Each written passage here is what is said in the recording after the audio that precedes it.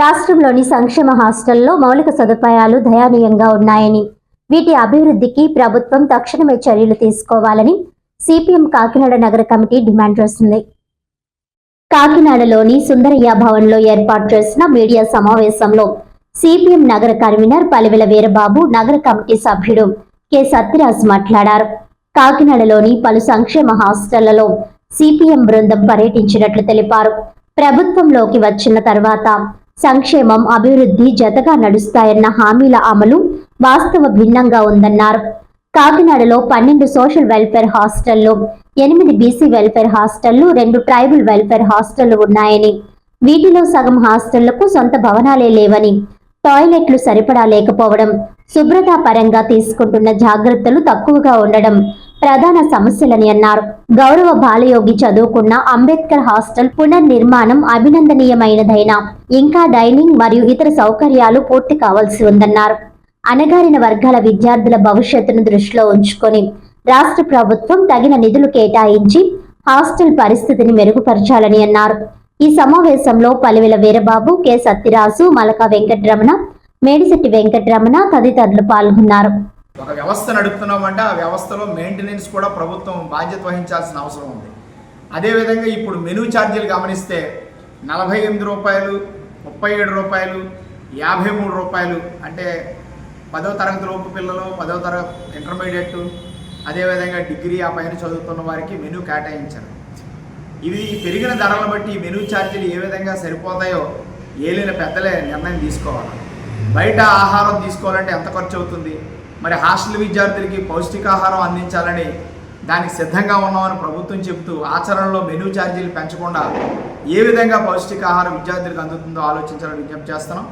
అదేవిధంగా కాస్మెటిక్ ఛార్జీలు కూడా 175 రూపాయల నుంచి 200 రూపాయల వరకు ప్రతి విద్యార్థికి కాస్మెటిక్ ఛార్జీలు నెలలా అందించాలి. ఇవి కూడా సకాలంలో రావడం లేదు. ఎప్పుడో పేరెంట్స్ అకౌంట్కి వేస్తున్నారు. ఈ లోపల పిల్లలకి ఏదైనా ఖర్చులు అవసరం అయితే ఏమి చేయాలో దిక్కుతోచని పరిస్థితుల్లో కొనసాగుతుంది. దగ్గర రాత్రిపూట చదువుకునేటప్పుడు కరెంటు కానీ పోతే ఇన్వర్టర్ అవసరం. చాలా హాస్టల్స్ ఇన్వర్టర్ సౌకర్యం లేదు. మంచినీటి సౌకర్యం కూడా 1-2 హాస్టల్లో RO ప్లాంట్ ఉంది, మిగిలిన చోట బోర్వెల్సే ఉన్నాయి. సాధారణంగా పిల్లలకి జ్వరాలు కానీ ఏదైనా ఆరోగ్య సమస్యలు ఎప్పుడు వస్తాయనంటే స్వచ్ఛమైన మంచినీరు లేనప్పుడే వస్తాయి. కాకినాడ నగరపాలక సంస్థ మంచినీళ్ళు అన్ని హాస్టల్స్కి అందించే ఏర్పాటు అనేది చేయాలి, లేదా RO ప్లాంట్స్ నిర్మాణం అనేది చేపట్టాలి.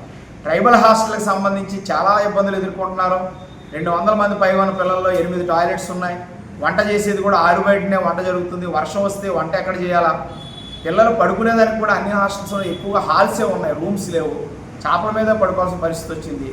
దుప్పట్లో పట్టాలు కూడా ఇప్పుడిప్పుడే ఇస్తూ ఉన్నారు. దోమల బాధతో ఇబ్బందులు పడుతున్న పరిస్థితి ఉంది. గతంలో కృతికా సుక్కాల గారు కలెక్టర్గా ఉన్నప్పుడు ఆనంద నిలయం హాస్టల్కి రెగ్యులర్గా విజిట్ చేయడం వల్ల ఆమె కొంత చొరవ తీసుకుని ఆనంద నిలయం హాస్టల్లో కొన్ని సౌకర్యాలు ఏర్పాటు చేయడాన్ని మేము గమనించాం. ఆ సందర్భంగా అధికారులకి అభినందనలు కూడా తెలియజేస్తున్నాం. ఇదే విధంగా జిల్లా కలెక్టర్ వారి దగ్గర నుంచి జిల్లా స్థాయి ఉన్నతాధికారులు కూడా సంక్షేమ హాస్టల్స్ పైన కొంత సమయాన్ని కేటాయించి పరిశీలించినట్లయితే కొన్ని సమస్యలు అక్కడక్కడే పరిష్కరించడానికి అవకాశం ఉంటుంది. రాష్ట్ర ప్రభుత్వం చేయాల్సింది ఏంటంటే సంక్షేమం అనే మాట నీటి మూటగా మిగిలిపోకుండా చిత్తశుద్ధిగా అమలు చేయాలన్నట్లయితే సంక్షేమ రంగ హాస్టల్స్లో మెరుగైన సౌకర్యాలు ఏర్పాటు చేసి భారత పౌరులకి, ముఖ్యంగా అణగారిన వర్గాలకి మంచి భవిష్యత్తుని కల్పించడానికి నిధులు కేటాయించాలని, సొంత భవనాల నిర్మాణానికి బడ్జెట్ కేటాయించాలని, కాస్మెటిక్ ఛార్జీలు సకాలంలో అందించాలని, మెనూ ఛార్జీలు పెంచాలని సిపిఎం నగర కమిటీ తరఫున ప్రభుత్వాన్ని డిమాండ్ చేస్తున్నాం.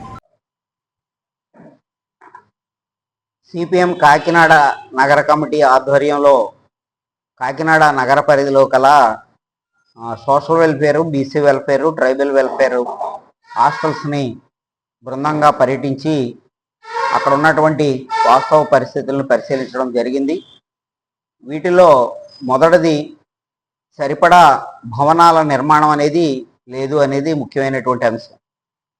కాకినాడ అటు జగన్నాథపురం, ఇటు జిల్లా పరిషత్తు, బాలాజీ చెరువు సెంటరు, అలాగే అటు భానుగుడి సెంటర్ వరకు ఆనంద నిలయం దగ్గర 4 ఫ్లోర్ భవనం కట్టారు. అది కోర్టు ఆదేశాల మూలంగా పక్కన ఉండిపోయింది. ఆ పరిధిలో ఇంకా ఖాళీ స్థలం అటు ITIలో కానీ వేరే చోట కానీ JNTU చోట కానీ ఉన్నాయి. అంచేత పర్మనెంట్ బిల్డింగ్స్ అక్కడ నిర్మించవచ్చు. రెండవది బాలాజీ చెరువు సెంటర్లో అయితే మెక్లారిన్ గ్రౌండ్స్ ఖాళీ ఉంది, లేదా ఇటు ట్రెజరీ డిపార్ట్మెంట్లో వాళ్ళ హాస్టల్ రెసిడెన్షియల్ క్వార్టర్స్ ఉన్నాయి, అవి ఉపయోగిస్తలేదు.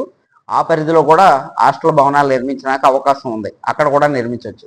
అలాగే జగన్నాథపురం ఏరియాలో కూడా ప్రభుత్వ స్థలాలు ఉన్నాయి, ఎక్కడైనా నిర్మించవచ్చు. కాబట్టి ప్రభుత్వం పర్మనెంట్ భవనాలు నియమించి ఆ భవనాల్లో విద్యార్థుల్ని తరలించాలని కోరుతున్నాం. రెండోది సిబ్బంది నియామకం. వంట చేసేటటువంటి కుక్స్ని పర్మనెంట్ పద్ధతిలో నియమించాలి.